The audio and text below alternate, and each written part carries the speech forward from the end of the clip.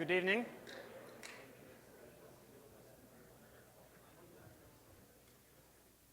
My name is Yves Dorfsman. I am the president of the Calgary Unix Users Group for this year. Welcome, everybody, and thank you for coming. I'd like to start with a quick word about our group. We are a volunteer-run organization, and our goal is to promote Unix. Our main activity are monthly meetings, where we feature guest speakers. We also have a machine directly connected on the internet, which provides shell access and some limited web space for our members. We also have mailing lists, one of them called Calgary Unix, and that mailing list is publicly available for everybody who wants to join. Our membership fees are $50 a year, $30 for students. Please check our website for more information. Tonight is a special meeting. Our general meeting is for the month of May, is next week, next Tuesday at the Central Library, and it's going to be about PF, OpenBSD Packet Filter. We actually have the programmers who wrote, the people who wrote PF, and they're going to talk to us not only about PF, but also about network security in general.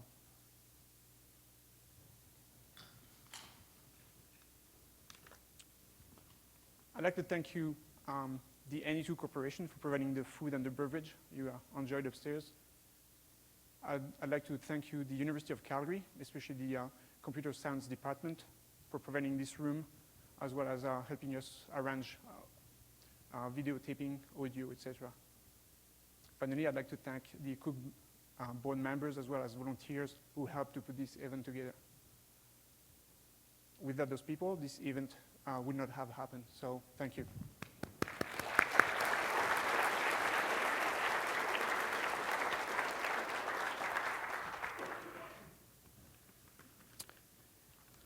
Before we start, they are a member of a group called Digital Copyright Canada in the room. They are the people who handled the petition upstairs, and they'd like to give a word. Brett Ruth, please.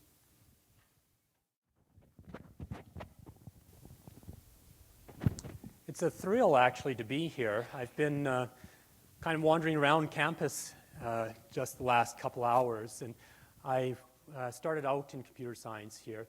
Last time I spoke in this room was in 1982 as the second-year rep for the Computer Science Undergraduate Society, showing the first-year reps how to do basic Unix commands like cd and pwd and cp, that kind of stuff.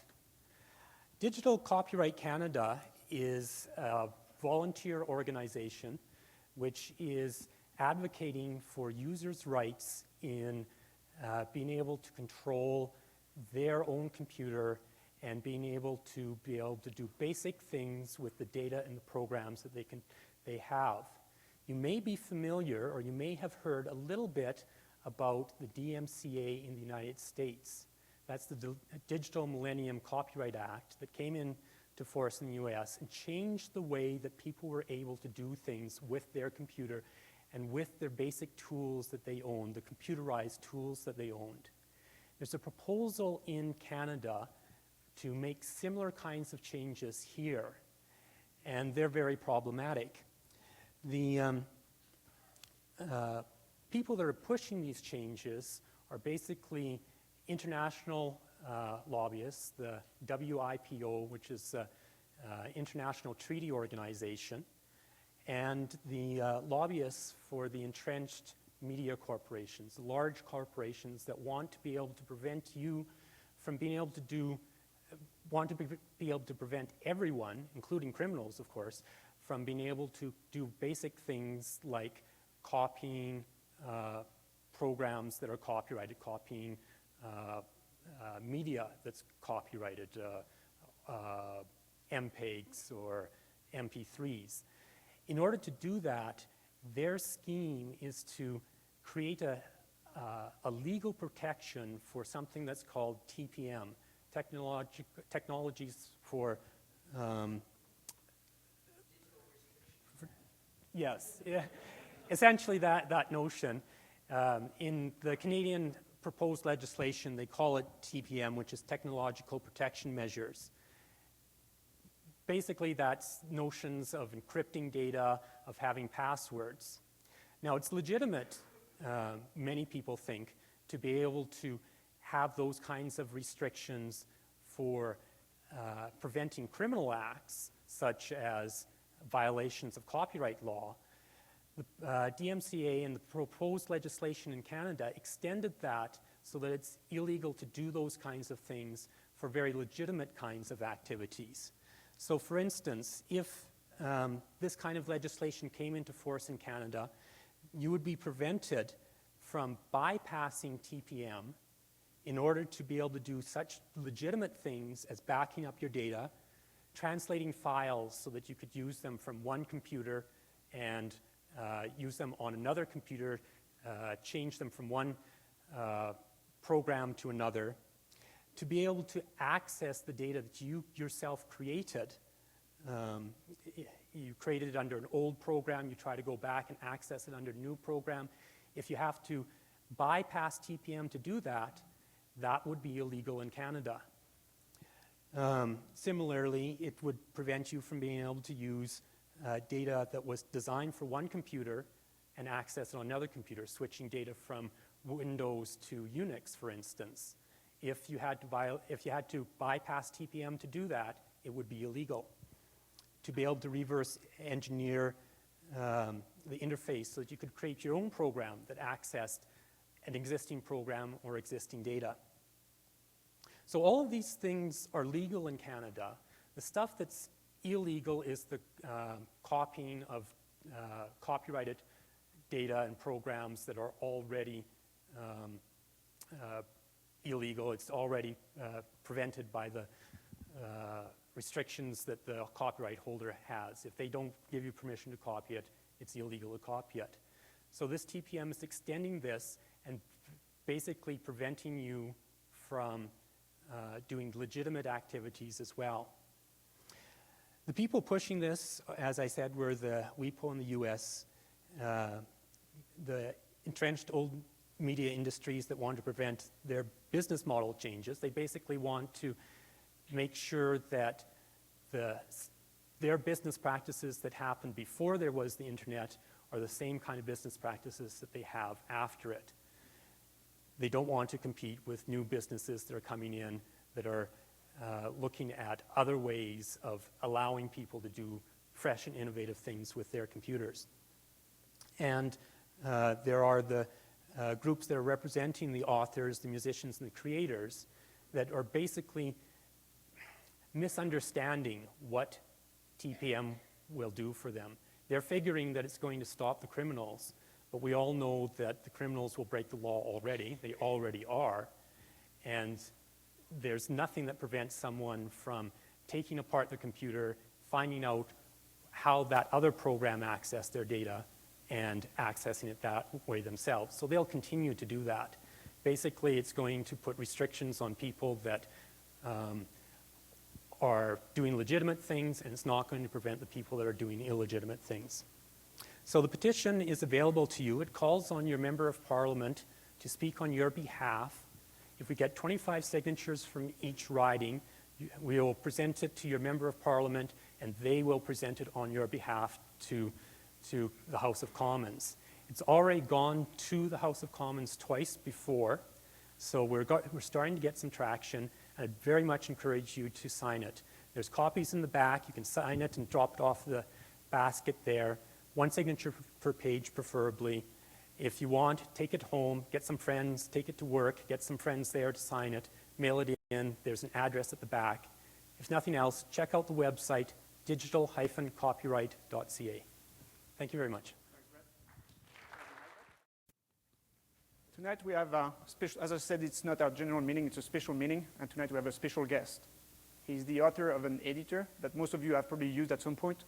I'm sure a lot of you still use, and it's actually from what I've been told, and I say from what I've been told because I am a VR user. From what I've been told, it's a lot more than just an editor. He's also the person who launched the system that's now used by tens of millions of people. It's obviously the GNU system running with a Linux kernel. Nowadays, he travels the world to give different speeches, like tonight, on quite a few different topics. Choosing the topics for tonight was quite a difficult task, and unfortunately, we were quite late in the process before we chose that topic. And we were quite early to do the design of the button you guys received, as well as going to production. This explains why there's no relationship between the button and the topic from tonight. Sorry, I apologize. There's a topic that's very controversial in our industry these days, and it's so controversial that most governments around the world are having problems to deal with today.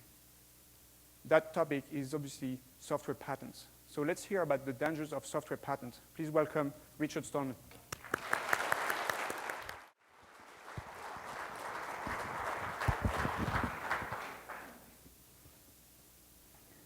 Please raise your hands if you cannot hear me.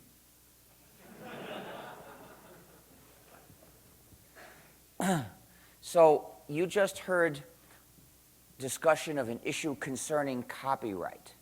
Copyright law has essentially nothing in common with patent law.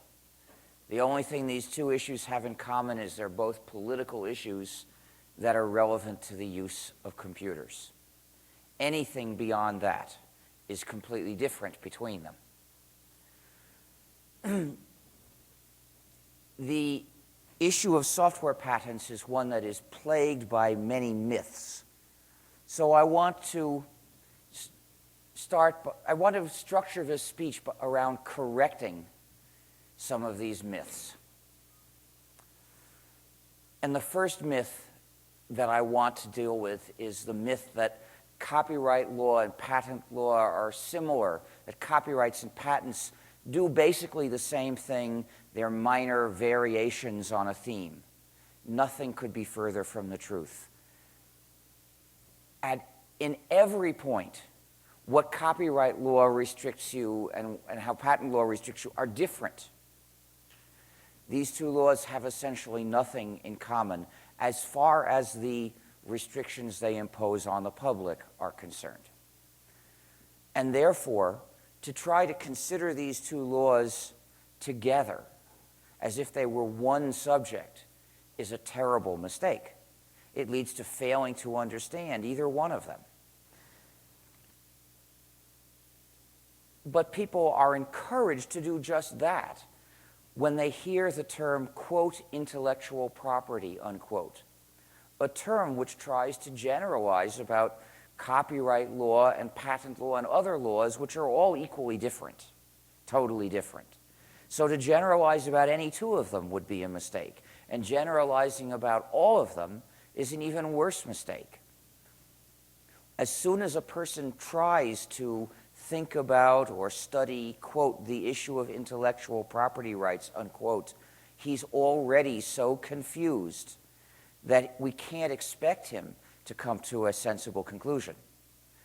All of the natural, simply stated opinions about this simplistic overgeneralization are simplistic overgeneralizations. And therefore, almost any opinion about, quote, intellectual property, unquote, is a foolish one. I do not have an opinion about, quote, intellectual property, unquote. I have opinions about copyright law. I have different opinions about patent law. I have different opinions about trademark law. I think about these three different subjects separately, and I hope that you will too. The next myth you will encounter about software patents, when the issue of software patents comes up, is a myth about what patents do. So I better tell you a few basic things about patent law. A patent is a government-issued monopoly on using a certain technique or making a certain kind of thing. But here's how it's stated. The patent is published by a patent office, and in the patent it says, here's the list of claims. Claim 1, a machine that has these 5 parts. Claim 2, a machine that has these 7 parts. Claim 3, a machine that has these 15 parts doing certain specified things. Well, then, any machine which has, if it has 1 million parts, but 5 of them correspond to what's listed in Claim 1, that whole machine's prohibited. Anywhere in those 1 million parts of this machine, if there are 5 things that correspond to what's listed in Claim number 1, that machine's prohibited by the patent. These patents last for 20 years, starting from when someone applied for the patent. You see, the Patent Office issues patents in response to an application. Someone pays an expensive application fee and even more money to the lawyers who draw up the patent so that it will give him a lot of power. And if the lawyers have done this right, the Patent Office sometime later issues the patent. And the patent is an absolute monopoly on using a certain technical idea.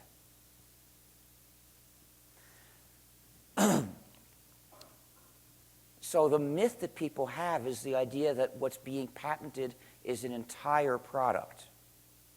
They think that if someone designs a product, he will go and, quote, patent the product, unquote. That's already a mistake. And they will imagine that if his product was new, that nobody else could possibly have patented it before, so he's the only one that can patent it, and he alone will have a patent on this product. This is completely a myth, because patents don't cover an entire product. Each patent is a monopoly on using a certain method, technical method. And that method is probably just a tiny part of a real product today in a field like software. So today, the situation we really face is that in one software product, there are thousands of different ideas, and each of them might be patented by somebody else. So this myth of one patent per product gives people completely the wrong idea of the system they're trying to think about. And this myth is used very effectively by the lobbyists in favor of software patents. Another myth that they appeal to is the myth that software patents, quote, protect, unquote, the, quote, small inventor, unquote. The lobbyists in favor of software patents are working for megacorporations. So when they say that this is good for small companies, one must suspect that they're trying to pull the wool over our legislators' eyes. In fact, the situation is that software patents are mainly good for the megacorporations. You see, the megacorporations that are active in the software field get thousands of patents each, and they cross-license with each other, which means that they form a kind of exclusive club, and they avoid the bulk of the problems of the system. Meanwhile, with all their patents, they can attack almost anyone else when they want to. And as a result, software patents give the megacorporations a certain amount of dominion over all software activities.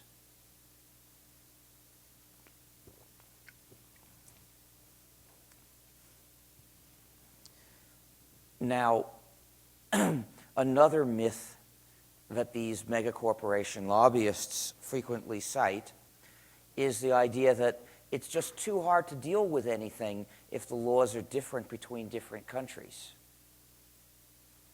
That's like saying, well, if in your country I don't need a bodyguard, that's too complex. Please make me need a bodyguard in your country the same way I need it in that country and in that country. That way I can take the same bodyguard everywhere. There's no sense in this idea.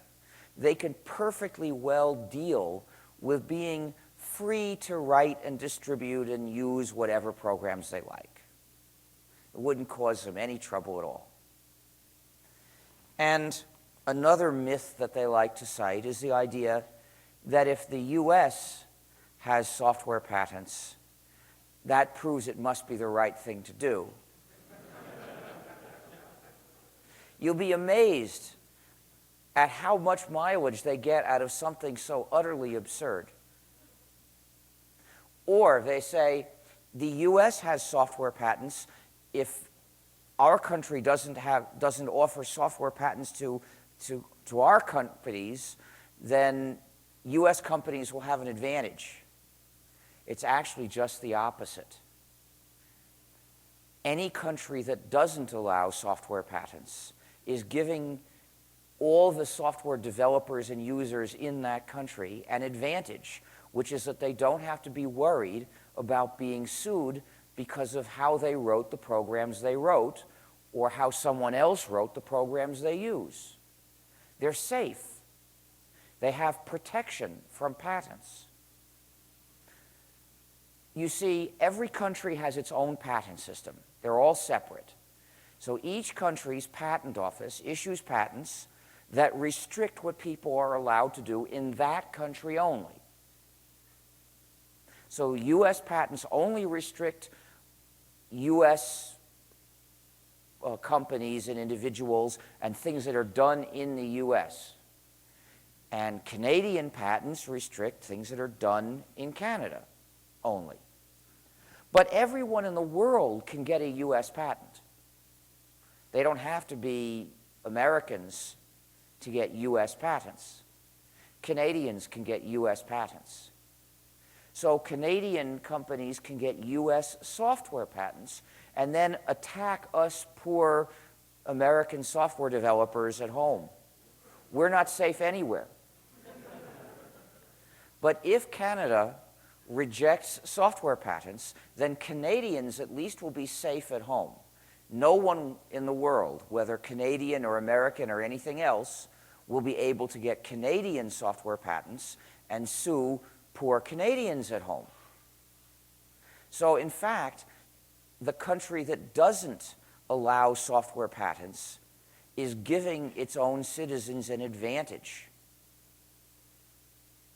They could attack Americans, but Americans couldn't fight back.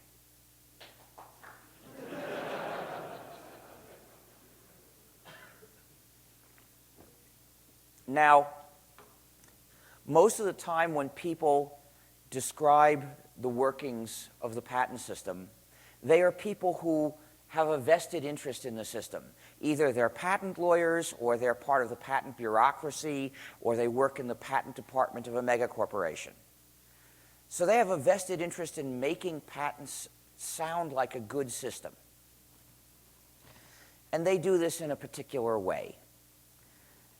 The magazine The Economist once compared the patent system to a time-consuming lottery because the effects of any given patent vary tremendously.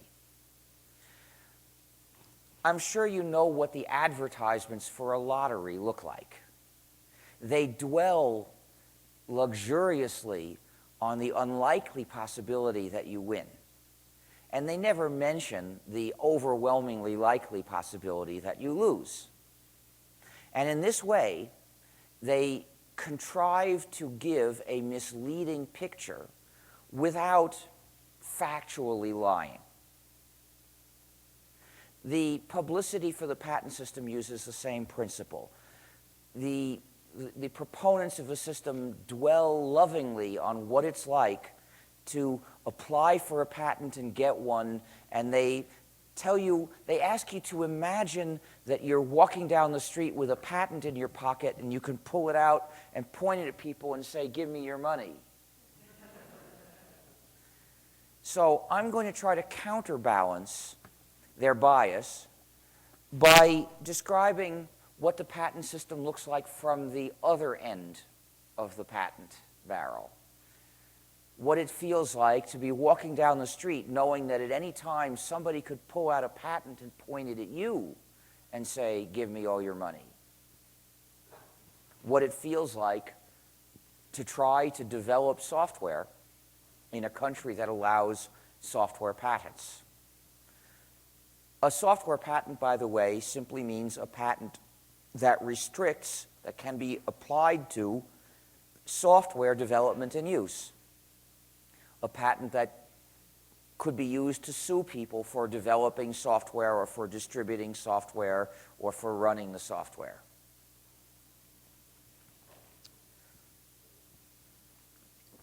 So, if you're going to write a program and you want to try to deal with the patent system and not infringe patents, what do you have to do? Well, you could try identifying all the ideas that could be seen in your program and that might be patented. But this is almost impossible for human beings. And the reason is that once you have looked at a subject in one way, it's very hard to see other ways of looking at it. And anything mathematical can be thought of in many different ways. But you'll have trouble seeing any of them except the one that you've already got in your head. So you have analyzed your program in a certain conceptual structure. There may be a different conceptual structure that can be used to analyze the same code you've written or are thinking of writing, but you'll have trouble seeing the other way once you've seen one way. And this is important. I mean, suppose we had, to make an analogy with drawings, suppose you'd put a square in your drawing. You could see it has a bottom edge. So if somebody had patented bottom edges, he could sue you because of the square in your drawing. But it's also possible to look at it diagonally and see this square as a diamond. And as a diamond, it has a bottom corner. So if somebody else has patented bottom corners, he could sue you for the same drawing by saying, I look at it this way and I see a bottom corner. And I have a monopoly on bottom corners. I'm suing you. So if you're accustomed to looking at your drawing this way and seeing it as a square, you might not notice. You might have to struggle to try to notice that it could also be seen as a diamond with a bottom corner. So that approach doesn't work. You might also think, let me find out about all the patents that might restrict this program, and then I can try to deal with all of them. That's impossible. And the reason is that patent applications now being considered are kept secret by the patent office. They may issue as patents tomorrow or a year from now, and there's no way you can find out. You can't check. So there might be nothing that tells you a certain thing is forbidden, or is going to be forbidden. You'll write it into a program, you'll release the program, people will start using it, and then you find out it's forbidden. Now, this is not just theoretical. I've seen it happen. In 1984, the Compress program was written, a program for data compression. A lot of people started using it. In 1984, and the author used a compression algorithm that he got from a journal. This is back when we thought the purpose of computer science journals was to teach us about techniques so that we could use them in writing software. And in 1984, there was no patent on the LZW compression algorithm. The patent issued in 1985. The patent holder cunningly didn't start threatening people right away. The company thought, let's let them dig their graves a little deeper before we go after them, and waited a few years. But by the late 80s, it was clear that Compress couldn't safely be used. We began looking for another way to compress data, and somebody wrote to me saying, I've been developing this for a year and a half. I want to offer it to your project. So we were about a week away from releasing that when I, just by chance, found out that there was another data compression patent. So I said, I better look at that. And sure enough, it covered the program we were just about to release. It was never released. Things could have been worse. We could have released it, and 6 months later, the patent might have been issued. Eventually, later on, someone else contributed the program known as gzip, which uses a different algorithm. It actually runs faster and gives better compression. So it seems like a happy ending. Everybody who wanted to compress a file switched to gzip. But that's only part of the ending. I'll tell you some more later, which is not so happy.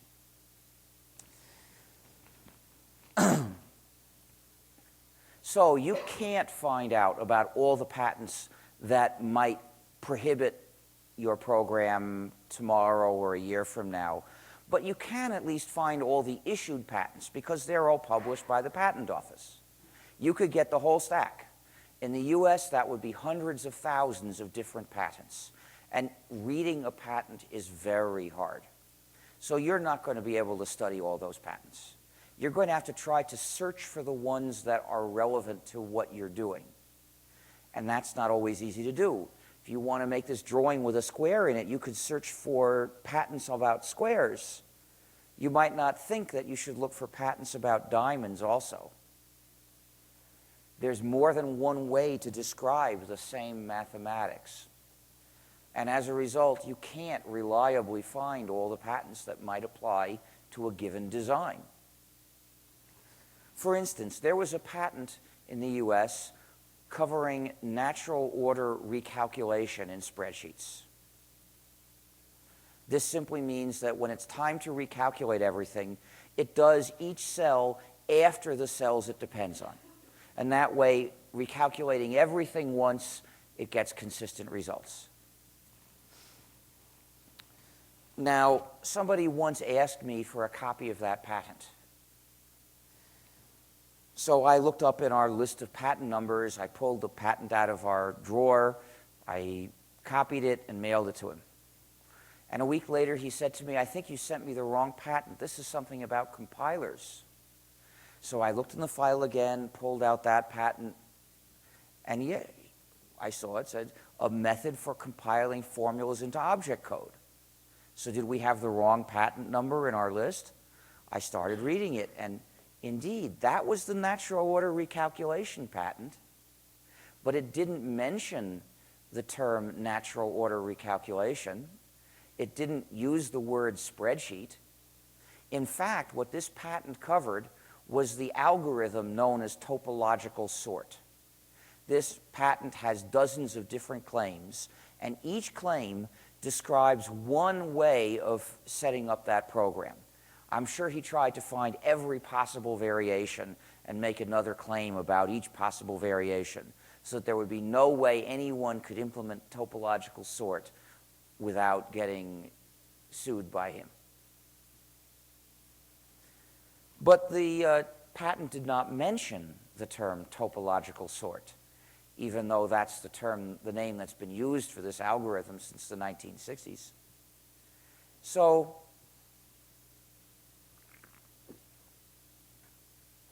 anyone, if you had been working on a spreadsheet and you had tried to search for patents relevant to spreadsheets, you would not have found this one. The only way you would have known about this patent was if somebody happened to mention to you that people were getting sued. And they were.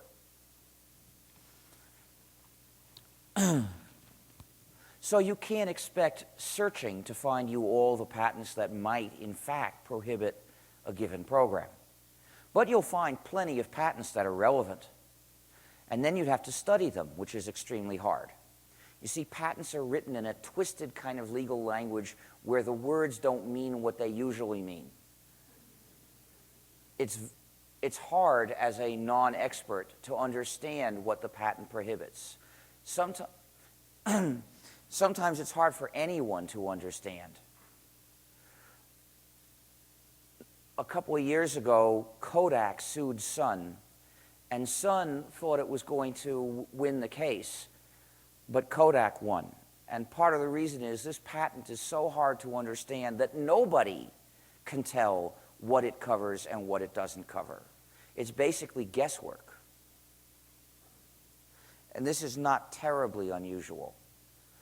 The Australian government did a study of the patent system about 20 years ago, which concluded that there was no reason to believe that having a patent system provided any benefit to Australia, or Australians generally, and said that if not for international pressure, they would recommend entirely abolishing the system, but instead they would recommend making patents harder to get, narrower in scope, and last a shorter period of time. Now, I'm no expert on fields other than software, and I don't really have an opinion about patents in those other fields. I will leave that to others. But I want to mention one specific thing in this report. It said that according to their studies, a tiny fraction of engineers, a few percent, ever read patents. One of the supposed purposes of the patent system is to disclose how to do things. But in fact, patents provide such poor information about how to do anything and are written in such a way as to make it so hard to extract that poor information that it's generally not worth the trouble. And engineers know this and they don't. And they quoted an engineer as saying, "I can't recognize my own inventions in patentees." I've seen this myself. Once when I was giving a speech like this, a person I spoke about was in the audience. His name was Paul Heckel, and he got a couple of patents after he developed a program that was designed to make it possible to pack a lot of data, to navigate through data and show it efficiently in a small screen.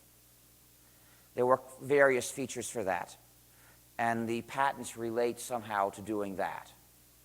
When he first saw HyperCard, it didn't look anything like his program.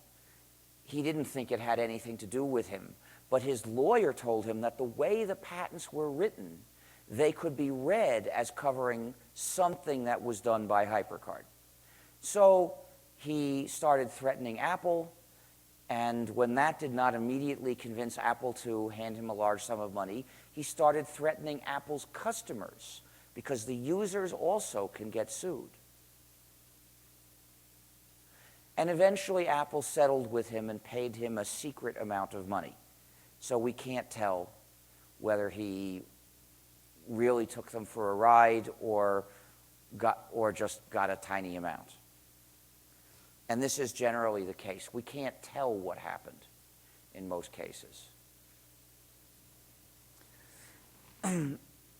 So once when I told this story, Heckel was in the audience and he jumped up and he said, "That's not true. I just didn't know the scope of my protection."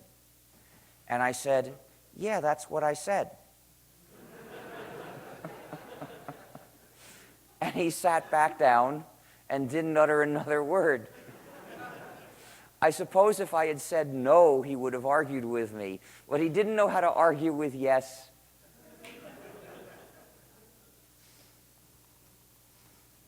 So that was my experience being heckled by Heckel.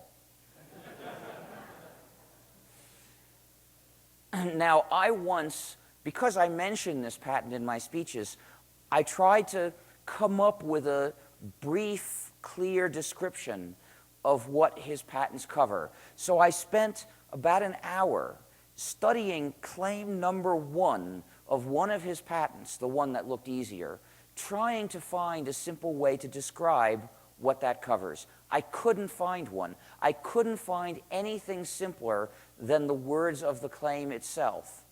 And those words are so complex, I could barely keep them all in my head. So if you want to understand what a given patent actually forbids you to do, you're going to have to spend a lot of time working with a patent lawyer, paying the patent lawyer too. And at the end, the patent lawyer is going to tell you, well, if you do something in this range, you're almost certain to lose if you're sued. And if you do something in this range, there's a pretty good chance you'll lose. And if you really want to be safe, you better stay out of this region. But keep in mind, there's a substantial element of chance in the outcome of any lawsuit. So now that you face clear, predictable rules for how you can do business, what are you actually going to do to cope with your situation? There are 3 options you can try.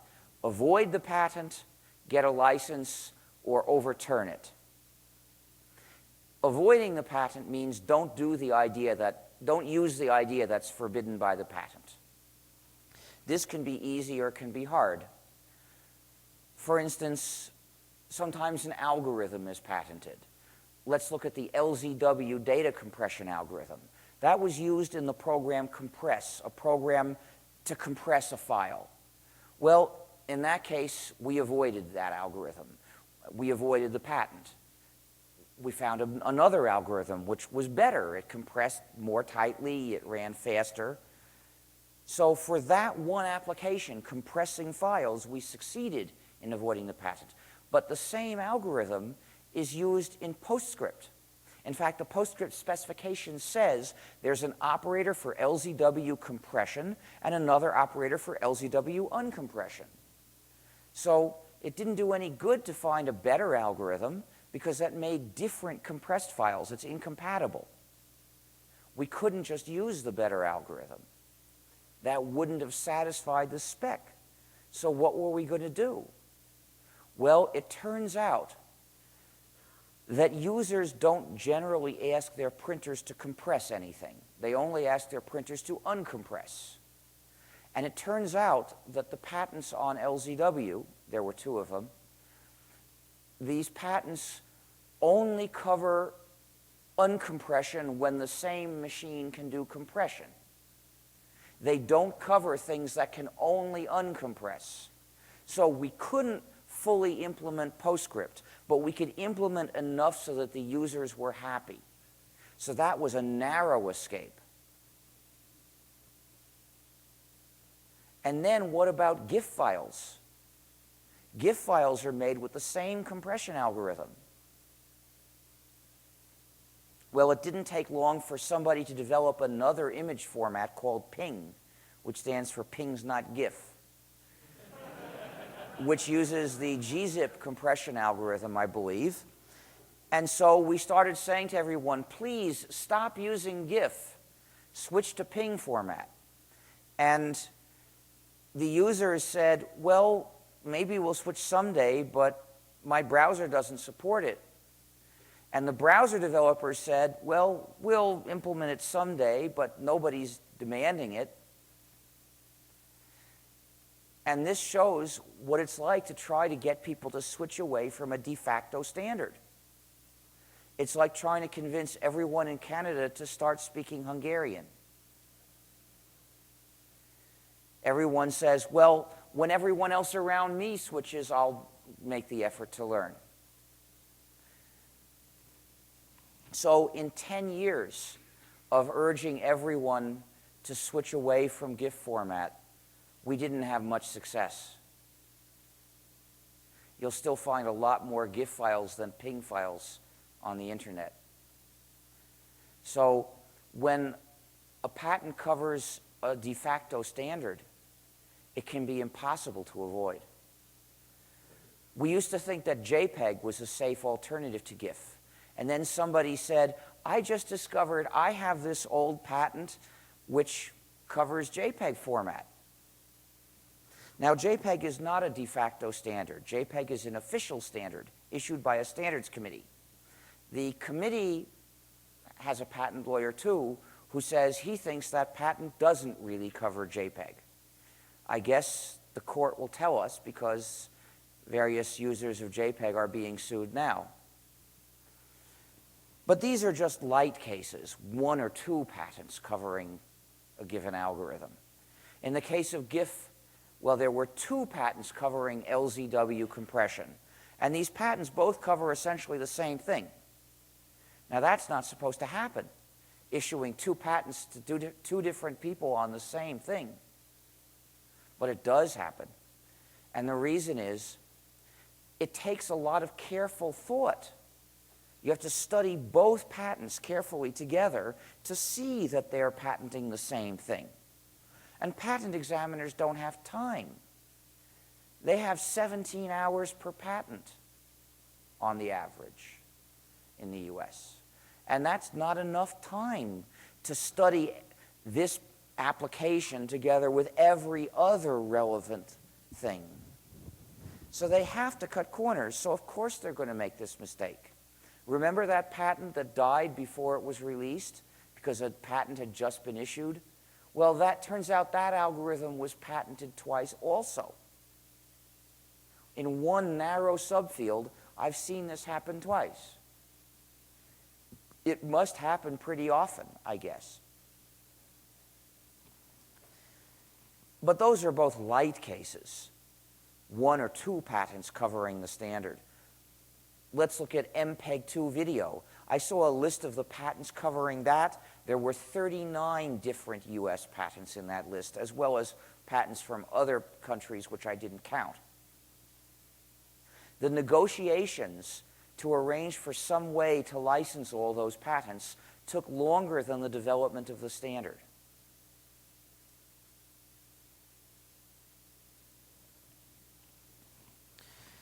Sometimes it's a feature that's patented, and then to avoid the patent means don't implement the feature. Well, that may be easy, or it may be, that may be tolerable, or it may be a disaster. If it's not that important a feature, you can just leave it out, and maybe the users will still like your program. But what about after you've taken out 10 features, and then it gets to 20 features? Eventually, the users say, your program is just inferior. Look at all these features it doesn't have. I don't want your program.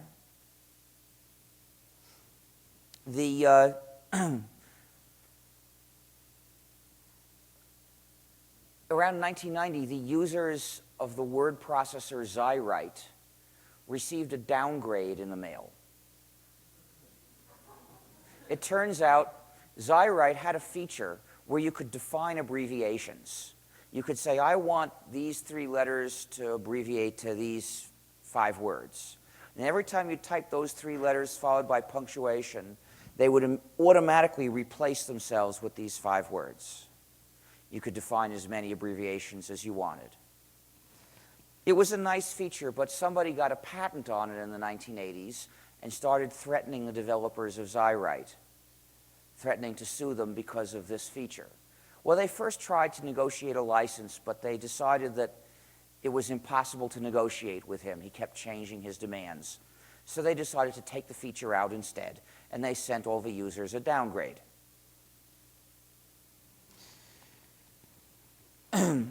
But they also wrote to me because they'd heard that Emacs had a similar feature starting in the 1970s. And I worked with them to some extent, and recently I found out that in fact that patent had been overturned, partly on the strength of my work. Well, it's nice to know I've had at least one patentable idea in my life.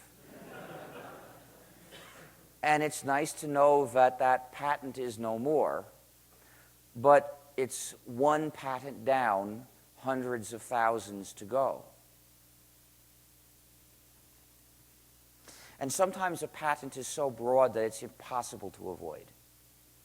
For instance, the entire field of public key encryption was covered by a very broad patent and was essentially off limits to everyone in the US for more than a decade while people were actually trying to do it. And sometimes there's so many patents in a certain area, they're called patent thickets. And it might be possible to avoid one of them, but by avoiding one, you run into another, and there's no way around them.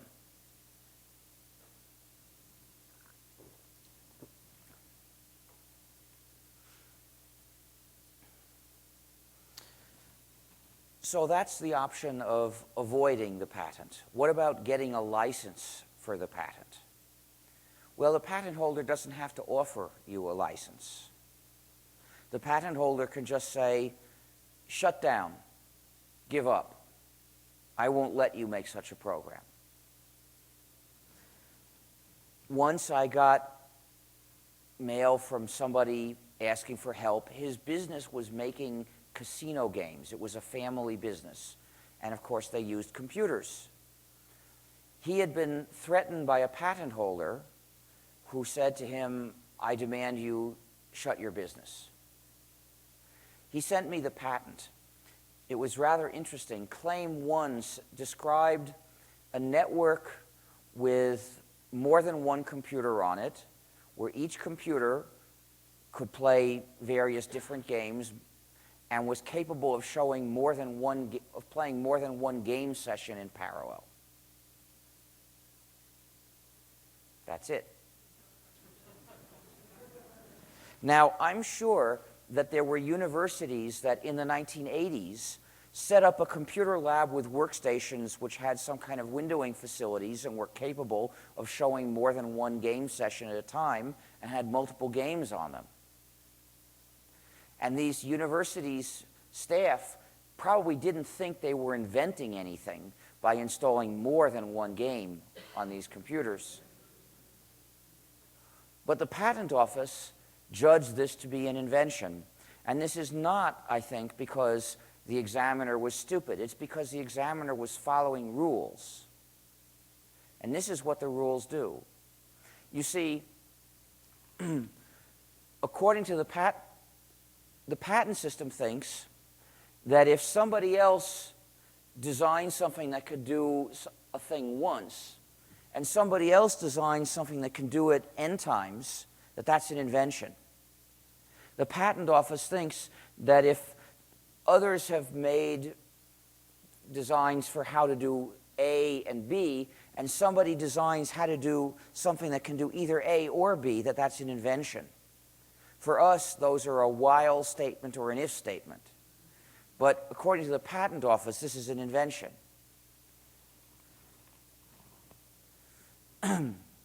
Anyway, ridiculous as that patent appears to any programmer, there was no way we could help him out, and he had to shut his business.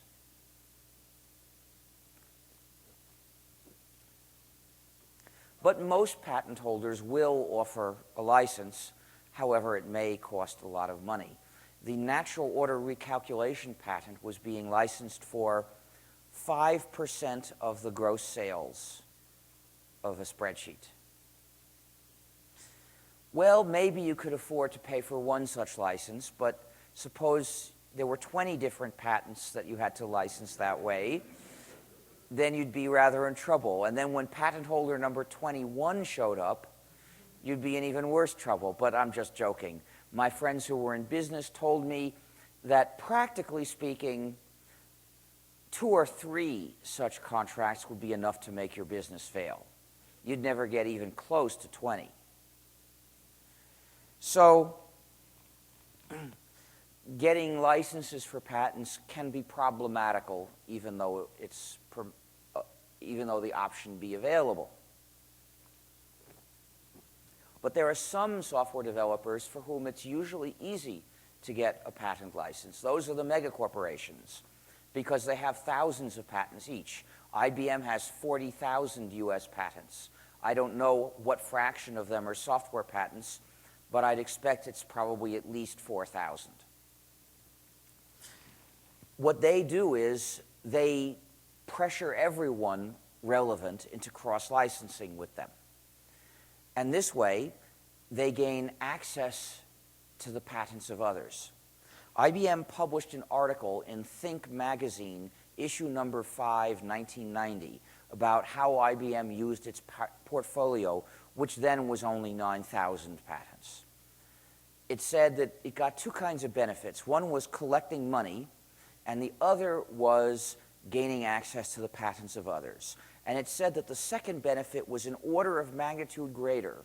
In other words, 10 times the size of the first benefit. In other words, the benefit IBM got by avoiding trouble from others' patents was 10 times the value of the money IBM collected itself from its own patents.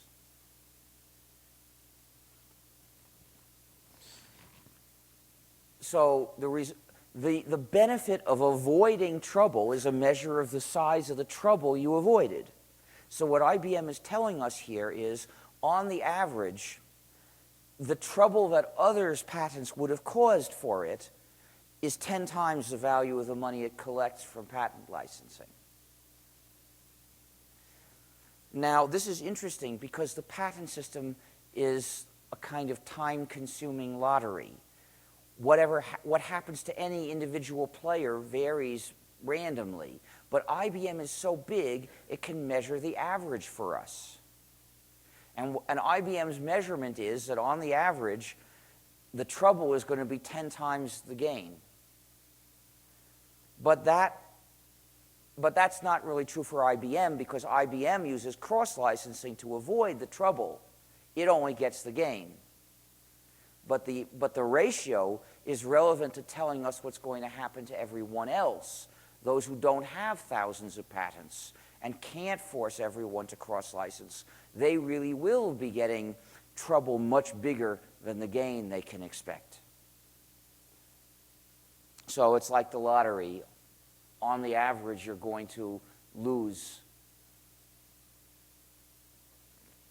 unless you're a mega corporation, because the mega corporations get only the gain. Now, this is crucial to understanding why the myth of protecting the small inventor is false. You see, according to this scenario, we have a genius who's been working in his attic for years to develop a better way of doing something. And now it's working. So he's going to turn this idea into a program, and then he's going to want to, or some kind of product. This scenario is used for all fields. So he's going to turn his idea into a product, and he's going to make it, and he's going to sell this and get rich, except for one thing. The big companies will immediately compete with him, and they'll take all the market away from him. He'll be left with nothing, and his company will fail, and he'll starve. Now, this is a series of unlikely assumptions. First of all, mostly progress in high-tech fields is made by people who are working in the field and in communication with others, not by people in isolation in their attics. Second, if he's a genius, that doesn't mean he knows how to run a company. Probably he doesn't, because most people don't. So probably his company's going to fail. In fact, in the US, over 90% of new companies fail within 5 years. I don't know what the figures are like for Canada, but I guess it's more or less similar. So probably his company's going to fail anyway. But let's assume he also knows how to run a company. Well, then it might succeed. Not all new companies fail. If he's good at this, maybe he'll succeed. But one of the things he'll know if he's good at running companies is that since this is a small company, he should try to take advantage of the strengths of small companies and look for specialized kinds of markets where it doesn't pay for the big companies to compete with him. If he does things like this, his company might be a success. It may not make him tremendously rich, but it could be a success. On the other hand, let's assume that despite knowing how to run companies well, it still fails. Well, and supposing it fails so mainly because of the competition of the big companies. Well, if he's so much of a genius and so skilled at running companies, he doesn't have to starve. He could surely get a job. So this scenario is a series of unlikelihoods, but let's look at it anyway to be charitable.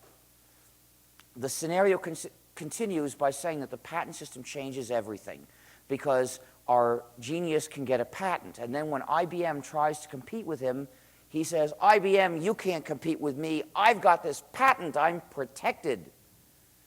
And IBM says, not again. That's the myth. Here's what really happens. IBM says, oh, you've got a patent. How nice. But let's look at the program you developed. Now I'm specializing it mainly to the software field, because in software, a program combines a lot of ideas. And IBM has patents on some of them. So IBM says, let's look at the program you wrote. In addition to having your brilliant idea, it has lots of other ideas, and we have this patent, this patent, this patent, this patent, this patent, each of which prohibits some other idea that's in your program. So, and if you think you can fight all those, we'll pull out some more. So let's sign a cross-license agreement, and nobody will get hurt. So our genius knows, because of his skill in running companies, his understanding of business, that he has no choice. He signs, IBM shakes his hand and says, and goes away and competes with him, just the same as if there were no patent system. That's what it means. IBM gets access to the patents of others. It means that even though our genius got a patent, it doesn't do him any good when dealing with IBM. It might protect him from you and me, meaning it might enable him to stomp on you and me, but it doesn't enable him to avoid competition from IBM. Now, IBM can't force all patent holders to cross-license. There are some exceptions, and these are the patent holders that don't make anything except threats and lawsuits. The companies that don't produce any products or services. Their sole business is to squeeze money out of others using patents. Patent parasite companies, I call them. IBM can't threaten them with patents because there are no patents that restrict them. The patent lawyers tell us that it's wonderful to deal with the patent system, but they have avoided having to deal with it themselves. There are no patents on how to send or word a threatening letter. There are no patents on how to file a lawsuit. There are no patents on how to persuade a judge or a jury. So it's impossible for anyone to get a patent covering what those parasites are doing. Even IBM can't make them cross-license. But IBM figures, we'll have to pay these parasites, but our competitors will have to pay the parasites too. It's just part of the cost of doing business. We'll survive. And they recognize in IBM that having software patents gives them power over other real software developers. So even though IBM usually can easily get a patent license, there are exceptions when they can't. Meanwhile, there are some software developers that find it especially hard to get a patent license. And here I mean those who develop free software. And the reason is that the usual terms of a license require a payment per copy. Now, one of the things about free software is nobody is in a position to count the copies. If I were offered a patent license requiring me to pay 1/1,000,000th of a dollar per copy, the total amount of money I have to pay might be in my possession right now. But I can't count how much, so I can't fulfill that contract. I can't tell how many copies there are, so I don't know how much I have to pay. And no one knows how much I have to pay. Of course, a patent holder could choose arbitrarily the terms for the license. The patent holder could offer us a license for a fixed one-time lump sum payment. And then, at least theoretically, we could do it. But usually they want something like $100,000. The reason free software has been able to do so much is that we can develop software without money. But we can't pay lots of money without money. So that's the reason why I'm concerned about software patents. I'm part of a large software development effort, and I want to be able to develop a lot of software and not be sued and forbidden. This is basically the same reason every other software developer except the mega corporations is against software patents, because they want to be able to continue developing software and not get sued and threatened.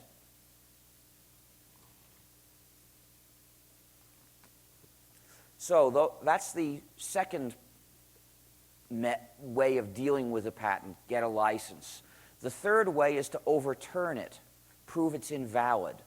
To do that, you have to show what's called prior art, which means provable instances of publishing the same method before the patent application. In other words, the dice were rolled years ago, and if they came up favorably for you, and you can find evidence now to prove it, then you have an argument to take to court to invalidate the patent. If you don't have an argument, it's a waste of time. You'll have to lose. If you have a good argument, then you might win. I don't have to worry about how much heat the if statement will generate and whether that can escape through the while statement or so that the if statement won't burn out.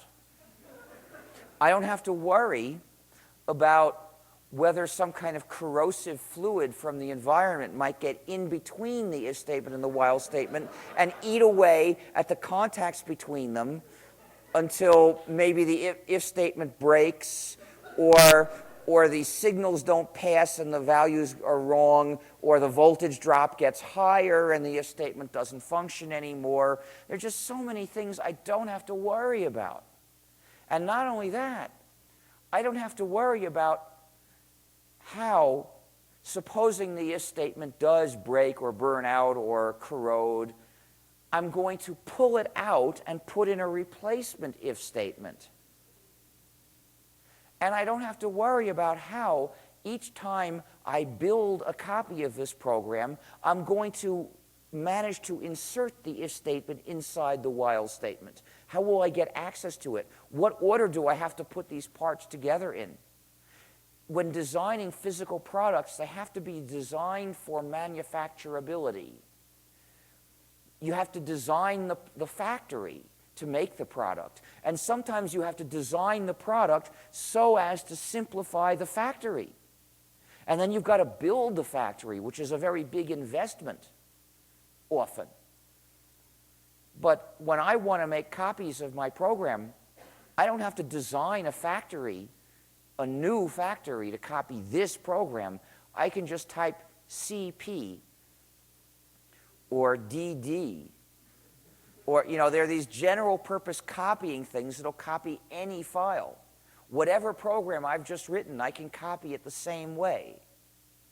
So there's a tremendous number of problems that I don't have to worry about, and very large burdens of design that I don't have to do. And this makes designing software much, much easier than the fields of physical engineering. That's easier for the same size of complexity of the design, same number of design elements. In a program and a physical thing, it's going to be much, much harder to get that physical thing to work. But we can suppose that the intelligence range of people in all these fields is the same. So what do? You have people with the same intelligence, but you give them an easier kind of job. What are they going to do? They're going to push to the limit. They make the jobs bigger, and eventually it gets to be hard. So that's what happened.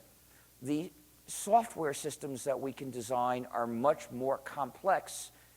I'm not saying harder, because they get to be equally hard. It's the limit of human intelligence that's limiting in both cases. But the size of design it takes to reach that level of hardness in software is much bigger than to reach the same level of hardness in a physical field, where there are all these problems to cope with. So we can make systems that are so much bigger, that do so many more things. A physical system with 1 million different parts in its design is a gigantic project. A program with 1 million parts in its design has a few 100,000 lines. That's nothing. A few people will write that in a few years. And what this means is that programmers can implement more different ideas every day than people in any of those other fields. We can make programs with thousands of different ideas in them, and we do it all the time. And what this means is that the effect of the patent system changes. It becomes a kind of gridlock where the ideas are almost irrelevant. The work of our field is combining thousands of ideas and making an interesting program that's useful and doing the details right so that it works well. That's the big job of the software field, making these very large programs, each of which does many, many things. A system to promote having and publishing ideas at the cost of obstructing the use of these ideas by combining them in large combinations makes no sense at all for our field. In the other fields, I'm no expert. I don't have an opinion. I'll leave those fields to the experts on those fields. But what's clear is that there's a big reason in our field why patents don't make sense, a reason based on the difference between software and the fields of physical engineering. If you want to see how many ideas there can be in a program, just look at your word processor. It has hundreds of features. Each of those features is at least one idea. Some of those features embody several different ideas at once. So there are thousands of ideas there. If any one of them could be patented, it's hard to be safe developing a word processor or using that word processor. But nowadays, we don't have only speculation to draw on, because one study has been done of one large program, namely Linux, the kernel of the gnu+linux operating system. A lawyer in the US did a study of Linux, and he found 283 different US software patents, each of which covered some computation done somewhere within the code of Linux. I read that Linux is approximately 1/4% of the entire system, which means by multiplication we can estimate around 100,000 software patents prohibiting something done somewhere in the system. Of course, this is just a rough estimate. It wouldn't surprise me if it were as little as 20,000 or as much as 300,000. But in any case, even this rough estimate is enough to show you what the problem is. So even if we were to consider the question of software patents in narrowly economic terms, how does it affect progress in development of software? We have to see that it's a negative effect. But even if but let's forget about how it affects software. Let's just ask, how does it affect progress in software ideas? Let's ignore all the harm it does to software development. Even if we just look at its effect on ideas, surely it means more ideas, right? That's not necessarily so. You see, a lot of the ideas come from people developing software. You're writing a program, say it's a word processor. Well, you've seen lots of ideas for how to make word processors work, so you pick your own combination of them, but as you're working on it, you'll have some new ideas. And whenever you have a new idea, you'll think, oh, if you think about it a while and you think, yes, this is really better, you'll implement it that way. So your word processor will have some new ideas in it too. You didn't do a research project, you just had an idea while you were writing the program and you used it. So we get ideas this way. If we throw obstacles in the path of software development, we're also going to lose some of the ideas we get as a byproduct of software development. So this system can even backfire in terms of its own narrow stated purpose, which is to increase the number of ideas that are known to the public. But suppose we ignore those ideas that come as a byproduct of software development. Surely the patent system would result in more spending in research. Not necessarily. In the site www.researchoninnovation.org, that's research on innovation but without punctuation, /patents.pdf, you can find a mathematical model showing how in fields where there is incremental innovation, a patent system can actually discourage spending on research. So even if we ignore all the unintended harm that the system does, it's still likely to backfire. There's a lot of incremental progress in the software field. So if we were to judge the question of software patents purely in economic terms, how does this affect the amount of software that gets developed and how much progress is made in it, we have to conclude that the system totally backfires. Its effects are negative. But it would be wrong to judge the issue of software patents this way, because software patents directly restrict every computer user. And in wealthy countries, the computer users are on the order of around half of the citizens. They also include, so this means having software patents is a direct denial of freedom to a large fraction of society. This is not merely an economic issue. It has economic effects, negative economic effects, as I've explained, but that's just a side issue compared to the issue of directly restricting a large fraction of society. It also ties up a large fraction of businesses, all the ones that use computers, in a new form of bureaucracy. Now, I am not one of those who is against all government regulation. I think a lot of government regulation is justified.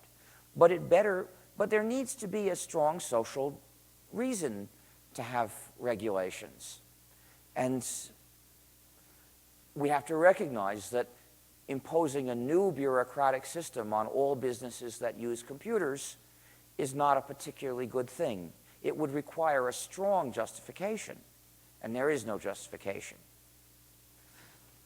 And I'm not talking now about software companies or companies in the IT field. I'm talking about a large fraction of all businesses, because they don't develop software. They may not understand programming at all, but they use computers.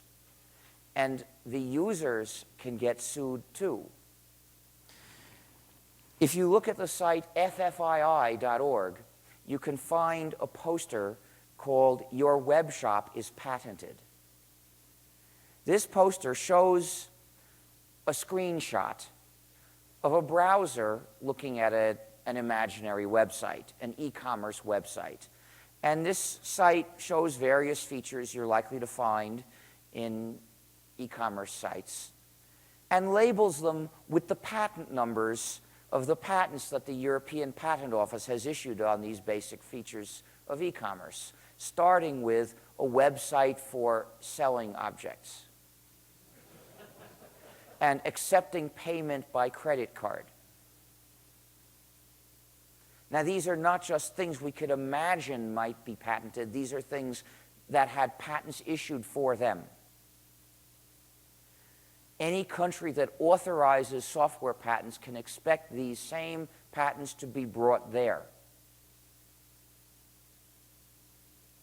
They will mostly belong to megacorporations, and very few of them will belong to Canadians.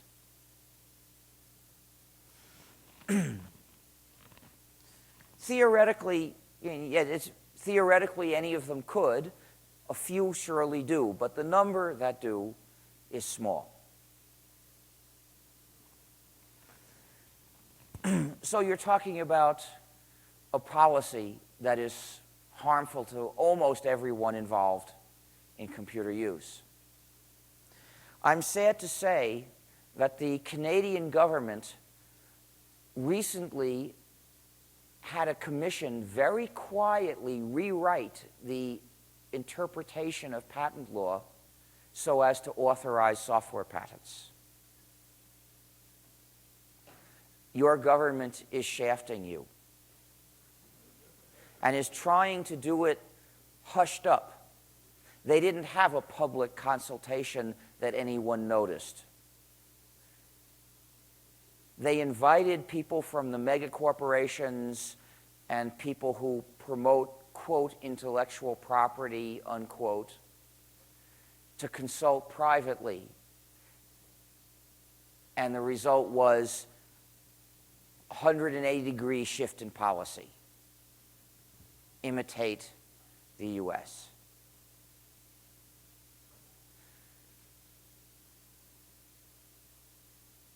There are too many people around the world who want to imitate the US. It's a very bad idea.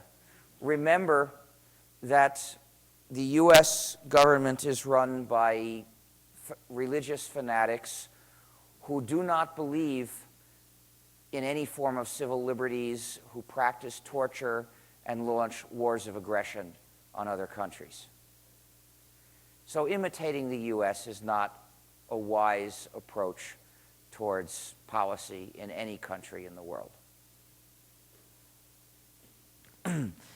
It will be up to you now to organize, to expose what's going on here, to criticize the government for having even tried to change the policy in a hush-hush way, and demand that this issue receive public debate and due careful consideration. So at this point, before I ask for questions, there was a plan to say something else briefly, and then it will be questions time. Basically, what we want to do is draw sort of exercises and then do a draw.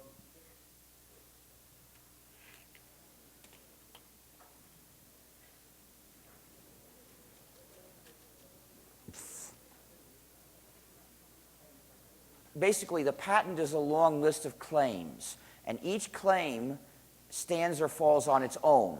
And each claim has a list of points in it, and anything that has all those points is prohibited. And any previous publication that has all those points wipes out that claim. So if this claim has 5 points, and your program has these 5 points in it, your program is prohibited. Meanwhile, if you find an article which shows all those 5 points, this claim is gone. Now maybe this claim has the same 5 points plus 2 more, and if those 2 more are not in your program, this claim would not attack you. And if the article didn't have those 2 points, it probably wouldn't attack this claim.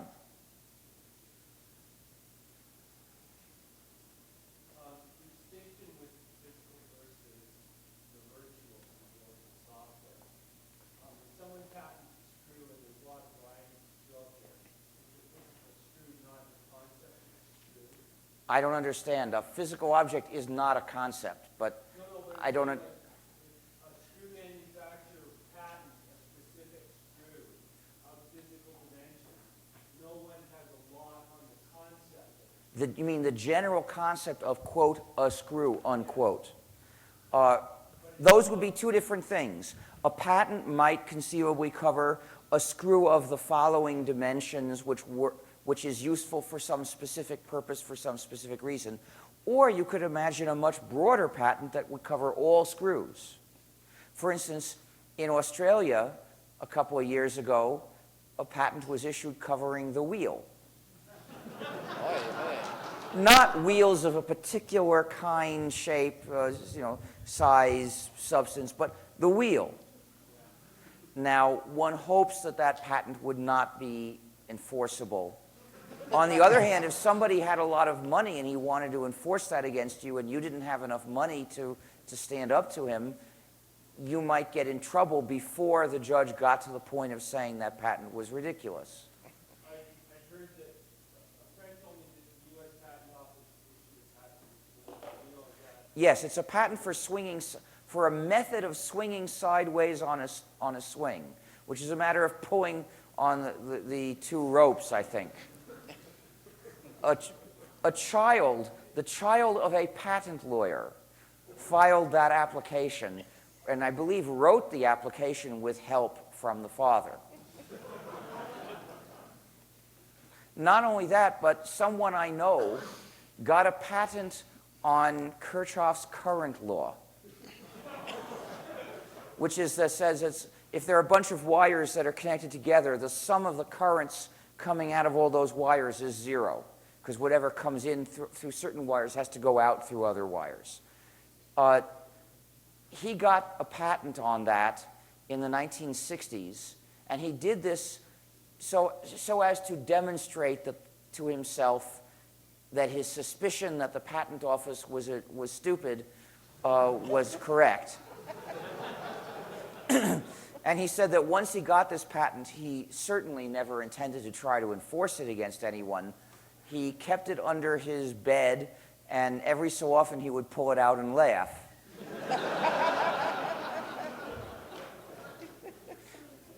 Now, Kirchhoff's current law had been known at the time for 130 years. And this is relevant because people used to keep saying, oh, the patent office is doing foolish things, issuing foolish patents, because it hasn't come to understand software yet. Just give it some more time. But this shows that 130 years is not enough time.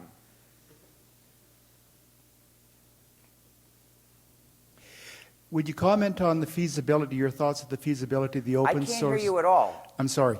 Would you comment on the feasibility of the open source community developing its own sheaf of patents in order to cross-license with mega corporations? Well, I'm not involved with open source. I never have been. The same question would apply to the GNU organization. It's not feasible. It costs a lot of money. And the other thing is, it takes a specific kind of cast of mind to notice that you could try to patent something, right? I've had at least one patentable idea in my life, but it didn't occur to me that it was a patentable idea. Another problem is we get a lot of the people who contribute to our software work for software companies.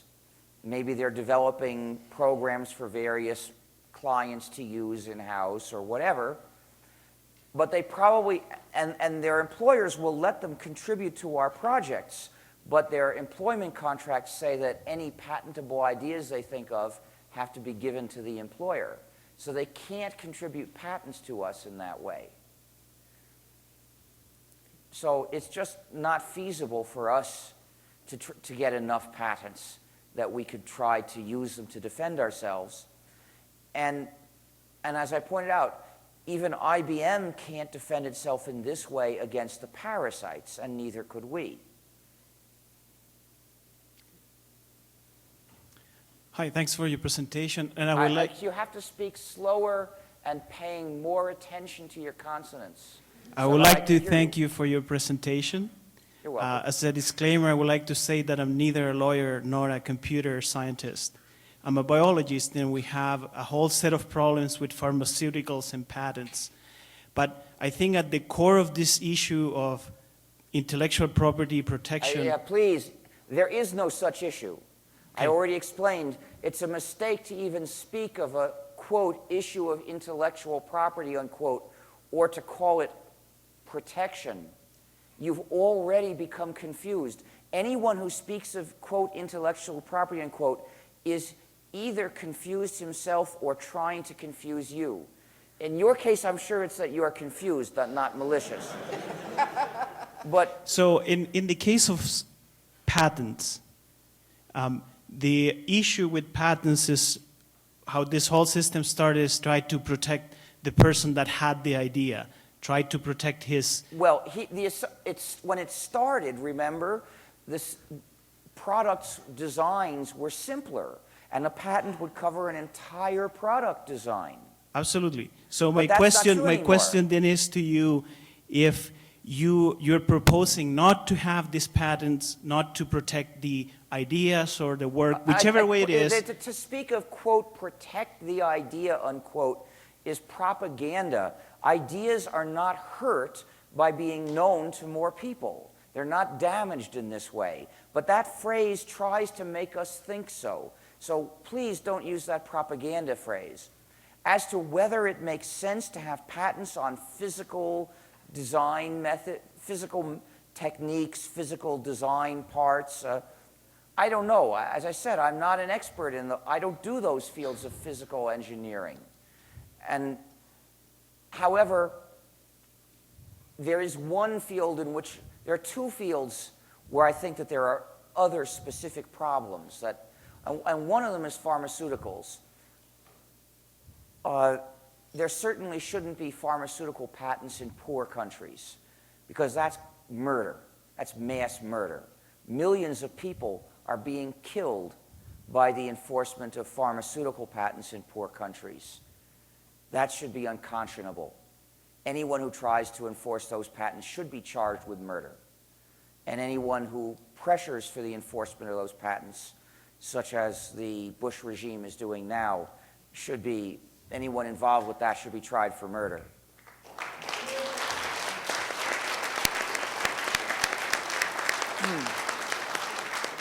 Whether to have such patents in wealthy countries is a somewhat different question. Most drugs are not so expensive that people in the US or Canada are dying in large numbers because they can't get drugs. Some people in the US are. That's true. But it's not most people. However, the question is whether it really promotes useful medical research. Now, it turns out that most of the medical research done by the pharmaceutical companies is not going to save anybody's life. It's to develop another alternative drug to get a share of a big market for problems that are not life-threatening but annoying to people in wealthy countries, and lots of people are going to buy that drug. Well, I won't say this is worthless. It is useful to have more different drugs that solve these problems, but it's not so tremendously important as they want us to think. The drugs that actually save someone's life tend to come out of government-funded research, not privately funded research. So if I may rephrase my question then in order to get to it, if your idea, and bear with me for a second, is that protecting, end of quote, ideas, it's not the way to go, and I totally agree with that. Well, I'm talking about, I've been talking mostly about the software field alone. Right, right. Yeah. So would you propose then that the use of those ideas or the art generated by any idea, protected or not protected, should be all free? So I don't know what word to use. The position I am arguing for is that there should be no patents or any restrictions on incorporating ideas into software that you develop or that you run. That there should be no patents restricting software development or the use of that software. And why not to extend that to say the fruit of any ideas generated should be all free? The fields are different. I spent a long time explaining how the number of different ideas we combine in one program is a lot more than the number of ideas combined into physical products. And the other thing is that patents on physical products only restrict a comparatively small number of specialized companies. So that really is just an economic matter. It's not directly a matter of the freedom of a large fraction of the citizens. So I'm content to allow in those fields the decision to be made on an economic basis. And I'm not an expert in those fields. So I don't want to have an opinion about those fields. Maybe it would be good to completely abolish the patent system, or maybe not. I don't know. And it's very hard to tell what the effects of the patent system are. But I would rather simply not take a position on patents in most of physical engineering. Life-saving drugs are a special case. We can take a position against patents on life-saving drugs in poor countries without having to take a general position on patents on physical engineering of all kinds. I would rather not take such a sweeping position, take any such sweeping position, because I don't have to. I can leave that to people who know those fields more than I do. So if your position is to abolish patents completely, I'm not arguing against you. But I don't want to advocate something that broad. In my last comment, sorry, to the other people, is that why stop at patents? Why not abolish software copyrights? It's a totally different issue. It's a mistake. You know, when you just to ask the question that way asserts that patents and copyrights are similar. Nope. Well, why would you assume that if starting to do anything with patents would naturally take you next to copyrights? Why copyrights? Why not chairs? Why not? Well, the point is that you have assumed that they're similar. You're not recognizing this, but the way you asked that question was saying, in effect, patents and copyrights are similar. If we do something with patents, let's think of doing the same thing with copyrights. And they're not similar. They're totally unrelated.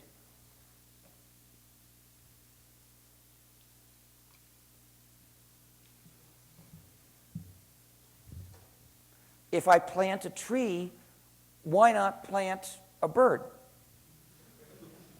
I mean, if trees and birds were really similar, that would be a logical thing to ask.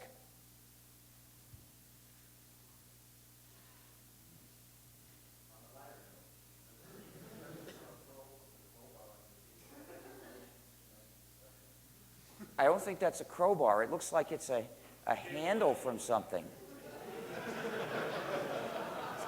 Oh, I see. Yes, it is. It's a table leg. Can we ask people to use the mics, please? We are taping these.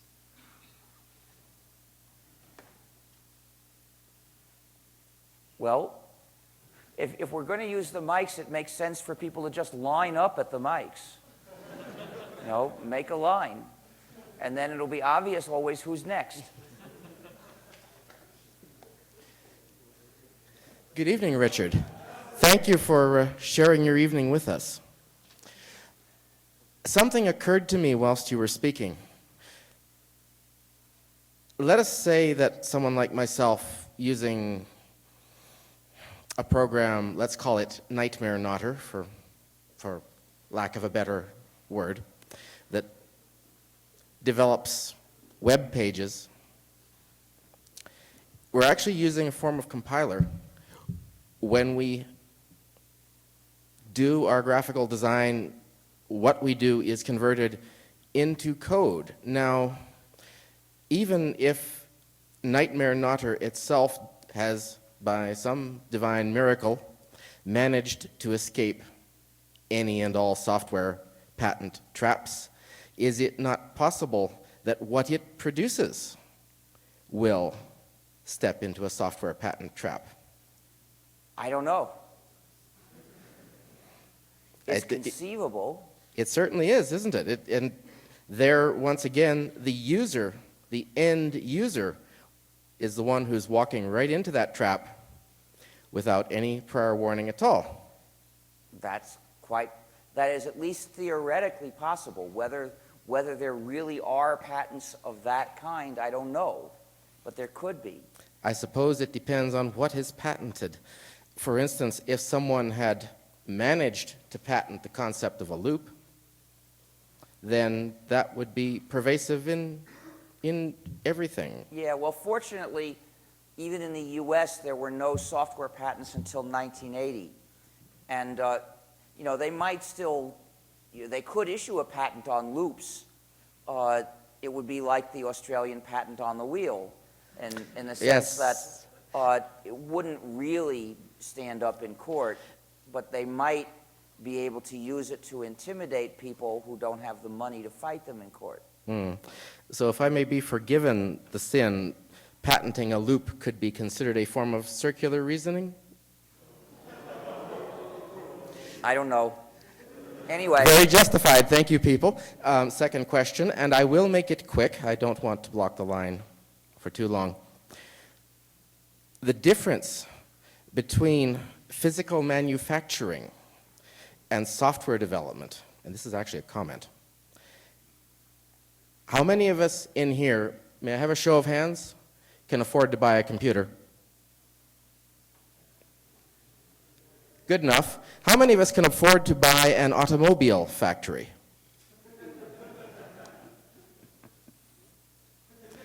An issue of scale. Yeah. Massive issue of scale. Thank you once again, and have a good evening.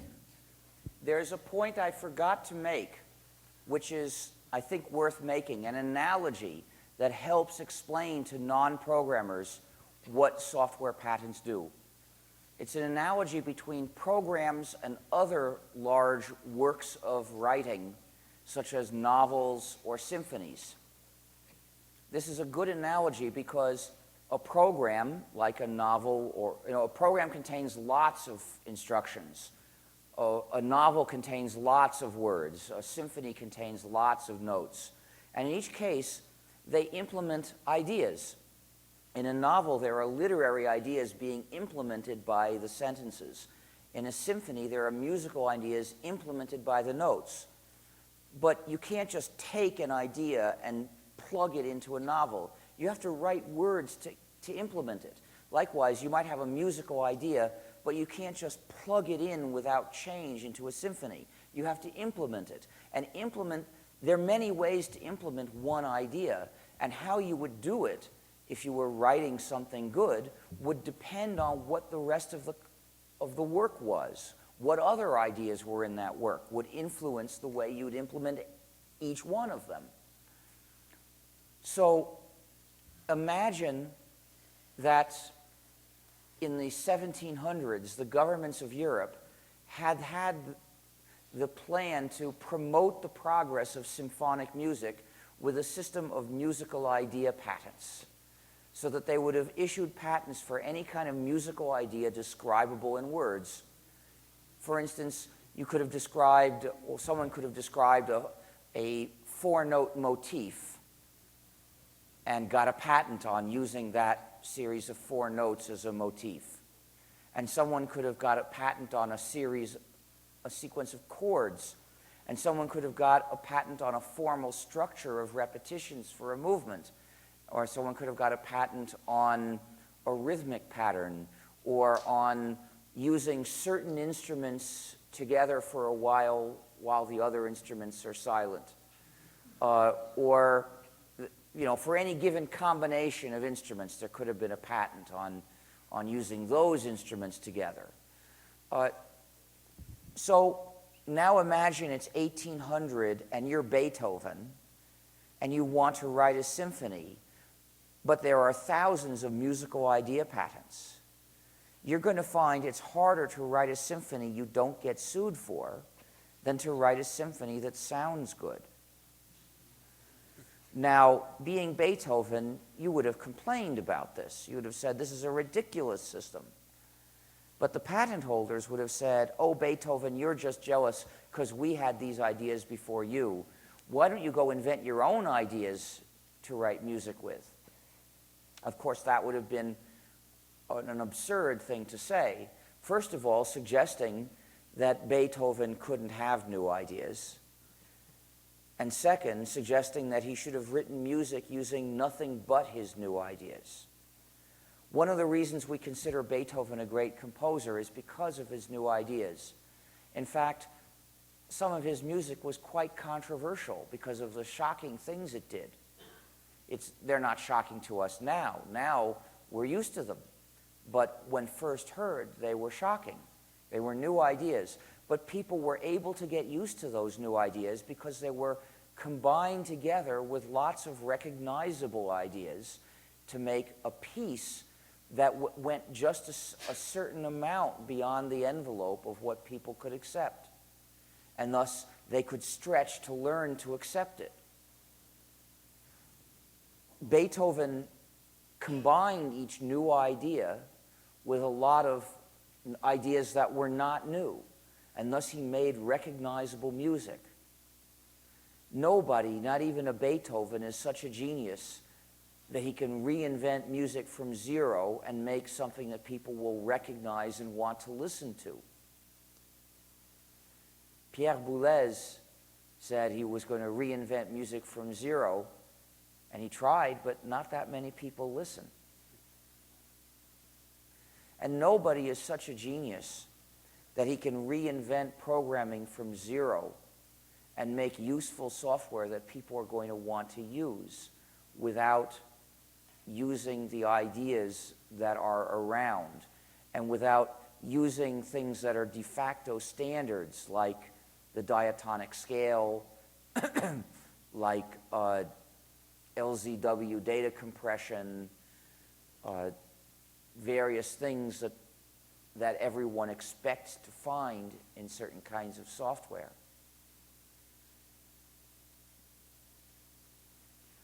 Having such musical idea patents would not protect composers. It would threaten composers. And all composers, just about, would be against him once they saw what it was doing.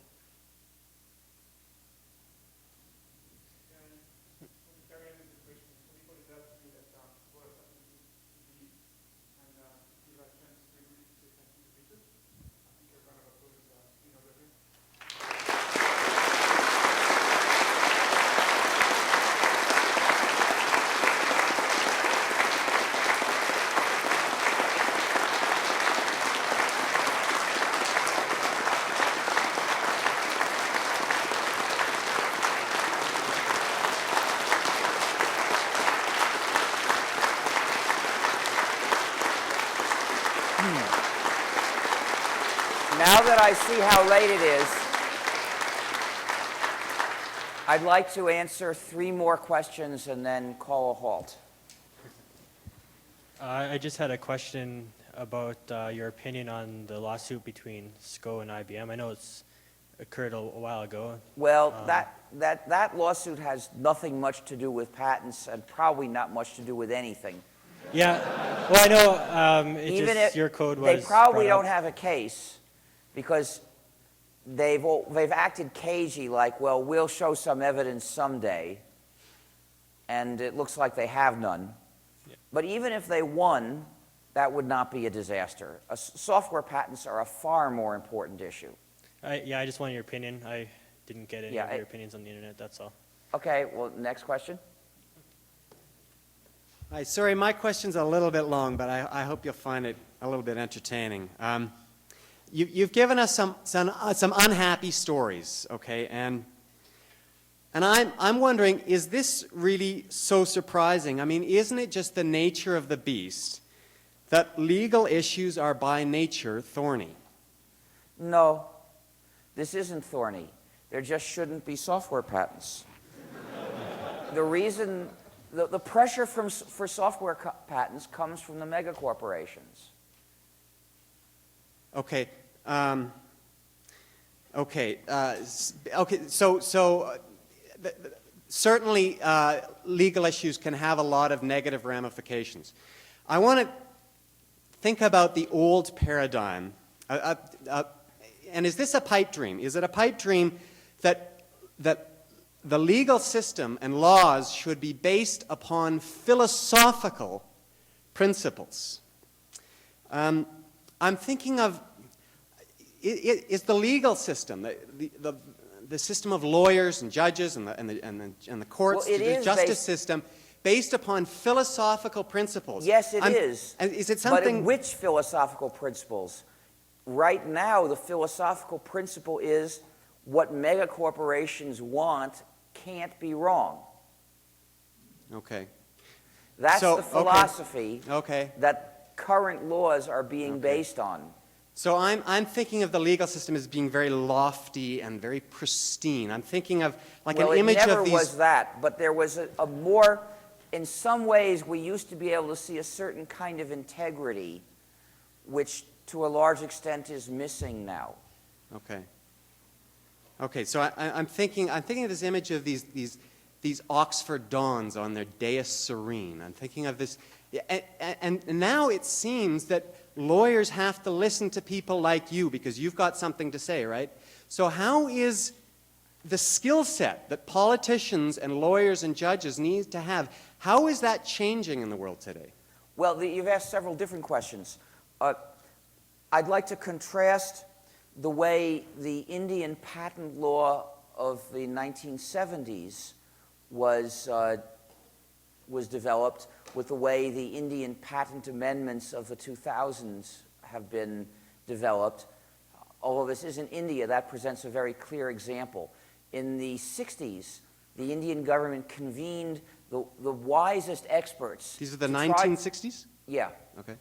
Well, it couldn't have been the 1860s. There was no, and at that point, India was part of the British Empire.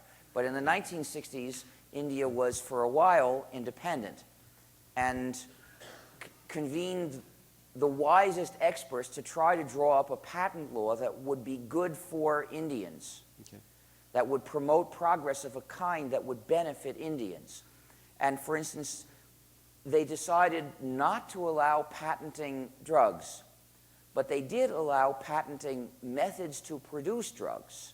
And the reason was they thought plenty of research in finding new drugs was going on in other countries, but not much research was going on in how to produce drugs more cheaply. But Indians, a lot of them being poor, India needed to make drugs cheaper. So they designed the patent law so it would do that, and it worked. In fact, there were inventions made and patented in India for how to produce drugs more cheaply. So that's And the 1960s. They thought about it in the 1960s. They adopted it in the early, I think, 73 or so.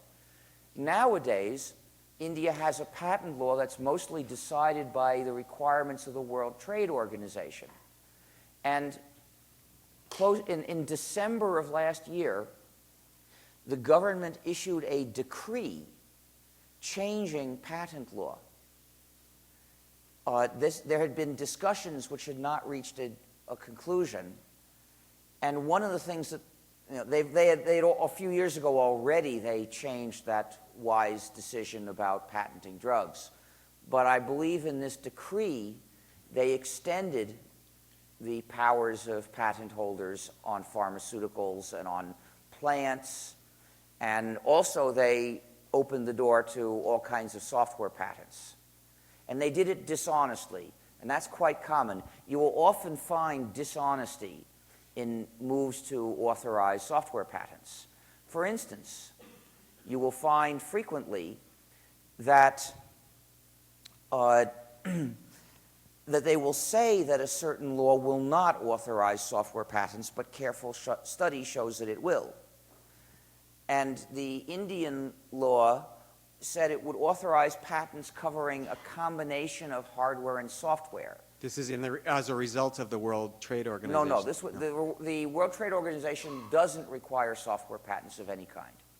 But the Indian decree said said that it authorized patents of combinations of hardware and software. Well, what does that actually mean? We were asked to think it meant specialized embedded systems doing some physical job with software to control it. But I knew this was not true because I've read a lot of patents, US patents these were, which described a physical system containing, well, it described a system, and it just said it includes a processing unit, a memory unit, an instruction sequencing unit, and means to carry out this computational step and this computational step and this computational step and this computational step. Well, what does this mean? This is describing the computer with a program on it, right? The first three things are part of the computer and the rest are part of the program. But it's described as a combination of hardware and software. The description of the hardware is general enough that any computer fits it. So what it really amounts to is a patent that enables them to sue anybody who runs that software to do those particular things on any kind of computer. So really, it's a software patent, but it's written in the form of a patent on a combination of hardware and software. So I realized that that Indian decree was, for all practical purposes, blanket authorization of software patents. Well, it turns out the Indian Parliament rejected the decree. And this isn't just a metaphor you're using. No, this is Indian not a software metaphor. these Indian patents on pharmaceutical methods of production would actually have implications on software development? No, no, no. Those were two separate issues about India's patent law. Okay. It wasn't a metaphor or an equation. These are two different issues, both treated by India's patent law. Okay. But the reason I brought this up was to respond to your question about how laws should be thought about. Look at the change from the 60s and 70s, where they had the wisest people they could get think about what patent law would be good for Indians, to 2004, where the government all of a sudden issued a decree which was not based on any kind of consultation with wise people. It was just a response to lobbying, where they hadn't even bothered to listen to those people that they were supposed to talk with. Thank you. And then look at the Canadian government today, rewriting patent law, patent interpretation, the specific guidelines that they use to interpret the law, because they haven't changed the law. You know, there was no vote about this. But they rewrote the interpretation of the law and did it quietly. The last thing they wanted was to have a consultation with people who would try to look at what was best for the country. Because their philosophical view of the mission of government is to give megacorporations what they want. So you think they need to find the grassroots a little more? They should look at the grassroots, but basically, democracy is too weak. Democracy means that the people rule and determine the laws. And what we have, when businesses, if a business owner has more influence than one of you, that means democracy is being distorted. Democracy is more or less sick. Well, now the megacorporations have tremendous influence, so democracy is very sick.